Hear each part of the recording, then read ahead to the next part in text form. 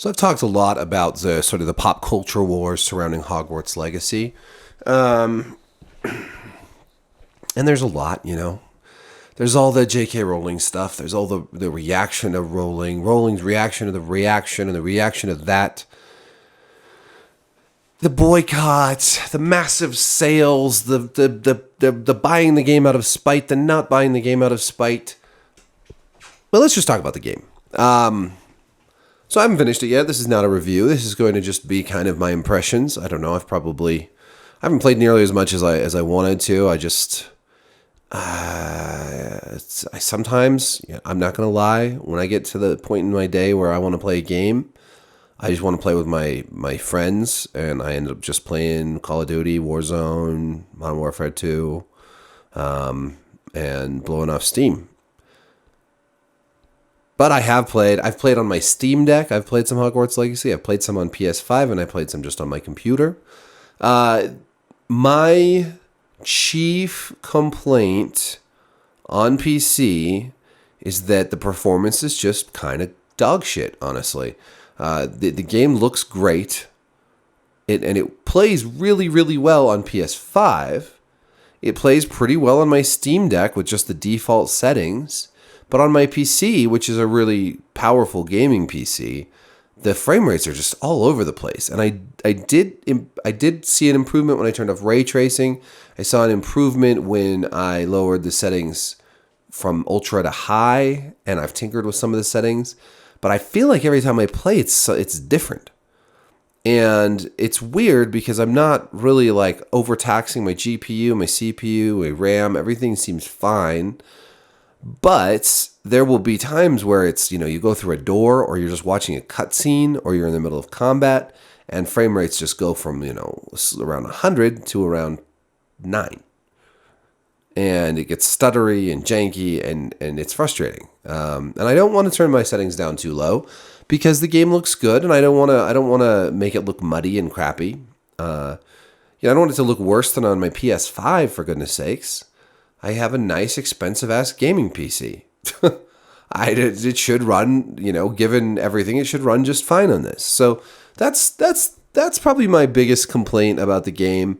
Some other stuff, I guess what I like about the game so far is I love the world itself. Again, this is another reason I don't want to turn the graphics down too much, because the world is gorgeous, immersive. I love Hogwarts. There's tons of places to explore. You're always finding new things. It feels alive. I think they could take this a step further, but it does feel alive with students everywhere and teachers and ghosts and magical invisible bands or string quartets and all kinds of stuff. Right? I like the characters. The voice acting is excellent. People have said that they're too lifeless, or the animation on the facial animation isn't great. Well, it's fine. I mean, it's just like playing Mass Effect or something. Though what it doesn't do, which I think it should have some form of morality system. I think it would be great if you could play your character either, really straight stand-up dude or chick or whatever, or you could play as kind of a bastard, right? Still the hero, still play the story the way it's intended, but be a real asshole to everybody. That I think would be nice. I mean, if you want the hero of your story to be a Malfoy, that should be okay. But we don't have that sort of like Paragon, whatever. I can't even think. Sorry, I'm a little fried from working out. That would be nice. I think some other things that the game could do better. I would love a companion system, just like having a little party like you do in a Dragon Age game or something. Just a couple, 2 or 3 people that could go run around with you on quests, help you fight monsters. Maybe you could even introduce like a pause play type game mechanic where you could switch between your characters and have them do different powers. I think that would be nice. I think it would also be nice if maybe if there wasn't just wand magic for combat, but that I know this one is just personal preference. It would be cool if you could like fight with a sword once in a while, or like a melee option, even if that was just a spell. But companions in general would be great if you could really like if there was like a companion from each house. You've got some of these main characters like Sebastian and Natty.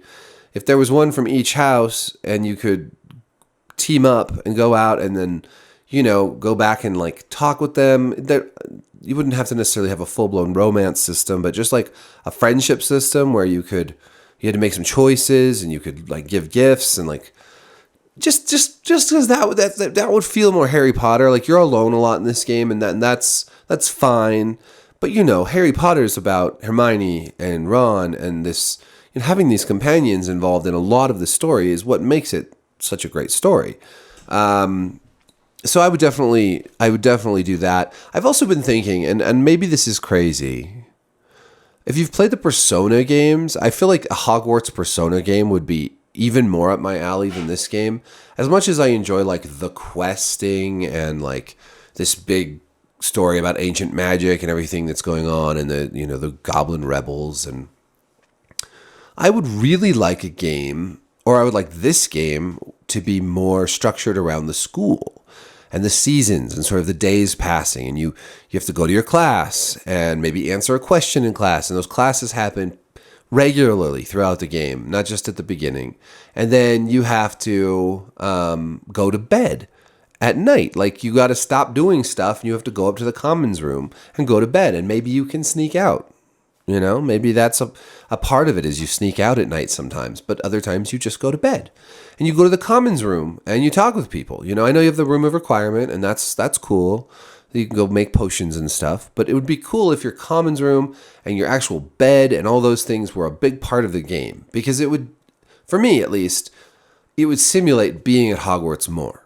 And I'm not huge into Sims, don't get me wrong, but I like that game flow where you go and you do stuff that's mundane, it's as mundane as going to a school for wizards and witches can be, and then you go and you go on your missions and you fight monsters and bad guys and stuff. This is not a huge deal, but in an ideal world, this is what I would do with a game like Hogwarts Legacy. In the Persona games, you have companions, you have romance options, you have the mundane choices of like, am I going to go hang out with such and such, or am I going to go to soccer practice? Am I going to, you have a question in your math class that you have to answer.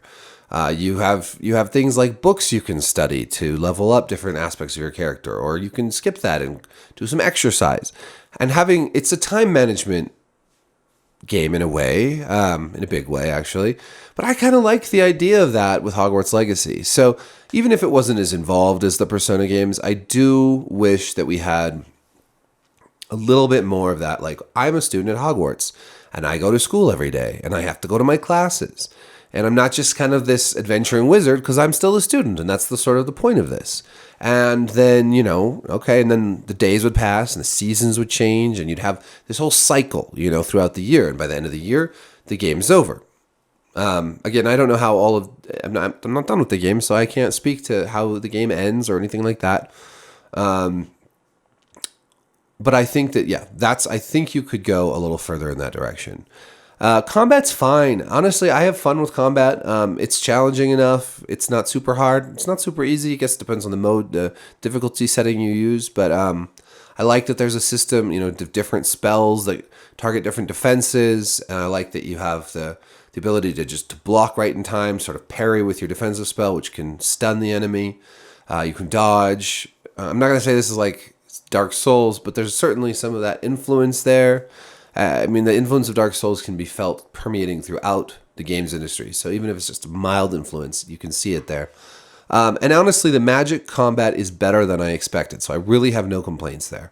The music's beautiful. I really do enjoy most of the characters. I think it's funny how diverse the game is. I think it's great. Good for them to make a more diverse game. I think it's funny that so many people are boycotting a game that's literally like 100 times more diverse than any of the Harry Potter stuff that's come before. I mean, you've got professors, this is 1890, and you've got professors from Japan and India and Africa, and you've got students from all over the world, and it's just a very diverse cast of characters, students and teachers. So it's I think it's fine. I mean, it's great. It's none of it feels like it's being thrown like shoved down your throat or whatever. People complain about diversity and like tokenism and checking off boxes. Honestly, I just think it's, they probably should have had more diversity in the Harry Potter films, but they were made in a different era. And whatever, it doesn't matter that much. It's nice that you can play as any kind of wizard you want. But it does kind of make me laugh because the controversy around this game being so hateful and so awful when it's really just anything. It's just the opposite of that. Broom flying is fun, but the controls are janky and you can't look up or down, which is weird. I wish that there was more intuitive controls on the broom. Fast travel is a really nice inclusion. I'm glad they have the foo flames, but they're kind of everywhere. Like right in the middle of the Forbidden Forest is flu flames. Foo fighters, flu flames. Why is there a flu flame right there? That seems kind of silly. And you can teleport whenever you want rather than from a flu flame. So that seems weird. I don't know. Maybe they should have like those only in like the cities and stuff, and then maybe you learn how to apparate outside of town, or maybe you just have to get on your broomstick and go places sometimes. I don't think you should fast travel too much because there is a lot to explore, a lot of little side quests you can do. So, anyways, overall, my impressions of this game are that it is quite fun. It's definitely worth playing. It's a great RPG for beginners. It's sort of like an introductory RPG. It's not too advanced. It's not too deep. But it does check a lot of those boxes off. A lot of good RPG elements. It would be nice if there's more choice again, like with how you handle different characters, a morality system. It'd be nice if there were companions that could help you and could travel around with you and that you bonded with. So they could take this further in so many ways. And first, they should fix the PC performance. Even the update didn't seem to do much to help that. But overall, I'm sad if you're missing this game because of J.K. Rowling. You should be able to separate the art from the artist and just enjoy this as the game it is. And I think the developers did a great job. So if those opinions change in any way, I will revisit this game again down the road when I finish it. But for now, yeah. It's a solid game. It is not a 10 out of 10 masterpiece, and it is not a 1 out of 10 by any stretch of the imagination. I don't really love giving scores for things, but this is one that I'm very much enjoying. So, yeah. Let me know what you think of Hogwarts Legacy in the comments below. Like, subscribe, hit the notification bell, and thank you for watching. Peace.